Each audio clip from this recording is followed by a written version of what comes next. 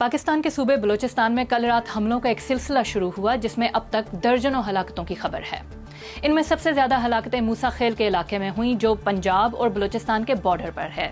Authorities का कहना है कि मुसल्लह अफराद ने ट्रक्स और बसेस को रोका, पैसेंजर्स को ऑफलोड किया, उनकी आईडीज चेक की और उसके बाद उन्हें गोलियां मारकर हलाक कर दिया। मुसल्लह अफराद ने मुतअद्दिद गाड़ियों को आग भी लगाई। इसके अलावा बलूचिस्तान के दीगर हिस्सों से भी हलाकतों की इतलात हैं।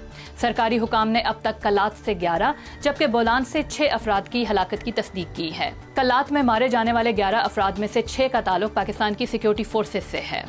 कलअदम अस्करियत पसंद तंजीम बलोच लिबरेशन आर्मी ने गुज़श्ता 24 घंटों के दौरान होने वाले इन अटैक्स की रिस्पॉन्सिबिलिटी क्लेम की है और उनका ये कहना है कि उनका टारगेट पाकिस्तान सिक्योरिटी फोर्सेस के एहलकार थे।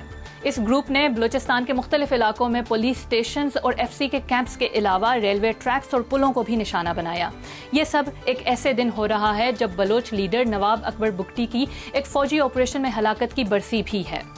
दूसरी जानिब ISPR ने कहा है कि सिक्योरिटी फोर्सेस ने हमलावरों के खिलाफ कार्रवाइयां की हैं जिनमें अब तक 21 अस्करियत पसंद हलाक हो चुके हैं जबकि सिक्योरिटी फोर्सेस के 14 एहलकार भी मारे गए हैं।